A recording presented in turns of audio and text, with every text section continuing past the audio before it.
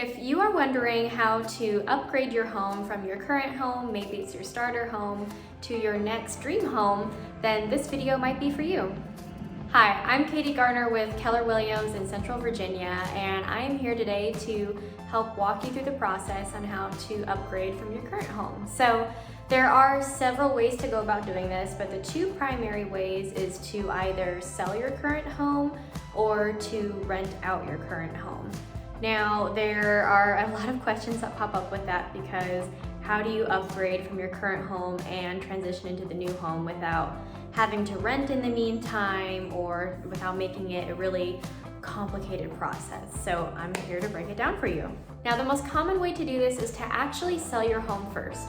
The reason this is important is because if you are in a really busy market like we're in right now, and you start submitting offers without your home already being under contract, they're going to look at your offer and they're gonna look at the 5 other offers they have on their table, and they're gonna say, well, this one has a home sale contingency, which means that they have to sell their home first. Oh, and by the way, they haven't listed it yet, they don't have any buyers in line, and they're really not ready to pull the trigger, which means it's gonna delay my sale process by an additional 45 days or so.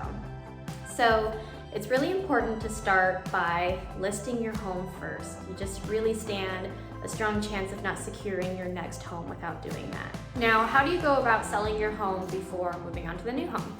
So what you're gonna do first is get your home photo and show ready, which if you don't know what that means, I have another video on my channel you can check out. It'll teach you all about it, but you are going to get your home ready to show to these buyers, and you're gonna make it look beautiful on camera so that you have a ton of interest in your home and you sell it quickly. So if you happen to be in a really busy market like ours, homes are selling in our market between 4 and 7 days as long as they're in decent condition and priced properly. So you can expect to get that ball rolling pretty quickly. Now, what's gonna happen is your agent is actually going to write into your listing that your home is not going to be sold to these buyers until you find a replacement home. So it kind of creates a domino effect in a way. So they understand that walking in, they are going to be patient, they're going to give you a little bit more time to find that replacement home. Now, once you have it under contract, you can actually start the process of the inspections and the appraisals and everything. And so once you're past that big gap of time and all those risks of maybe losing the sale because of a home inspection or something like that, then you're at the point where it should be really easy to start securing homes because you don't have that contingency holding you back and showing as a liability. Now, there are a couple different ways to go about the closing process, and it's important to discuss with your agent what is the best move for your specific situation. However, you can go and close on your home and then go and close on the other home, sometimes in the same day. I don't see this happen as often. Usually what I see happen is as the seller of your home, you're going to close on that first. Then you're going to have something in your contract that says, maybe I have a couple days or even a couple weeks to close on my new home and to also move all of my items out.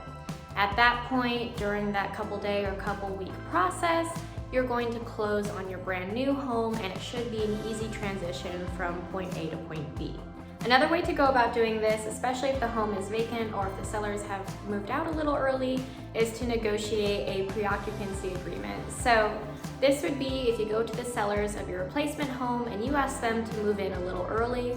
Usually they require some rent money in the process, but you move in a little early while you close on the home you're selling, and then at that point you should have all the funds available to close on the home you are buying. Another option is to rent your current home as you purchase a new home. Now, the very first thing you want to do here is to speak with your lender and make sure this is going to be a viable option for you. I find that most times people need to sell their current home so they have the cash to move forward with their new home. Now, if this is an option for you, this could be a really great opportunity to generate some passive income, especially if you bought it several years ago. Maybe you have a higher interest rate.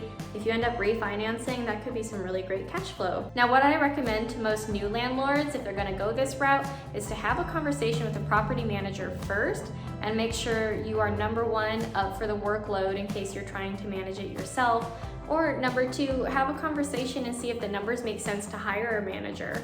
Oftentimes you can hire someone to take care of the property for you and to deal with all the midnight plumbing calls and whatever else might come up, so that you can just go on with your day and collect that passive income. And what I found in our area, most property managers only charge between 10 and 15%. That is going to be different depending on your market and depending on your property manager, but if you're looking to generate a passive income, that's usually a really great option. At that point, what most of my landlords do is they end up staying in their current home until they secure a new home, and then once they move into the new home, they just rent it out almost immediately. I hope this helped to answer some of your questions and give you a general understanding of how the process works, keeping in mind ultimately how the transition is going to happen will depend on your unique situation and what your agent is able to negotiate for you. Hope this helps you guys. Have a great day.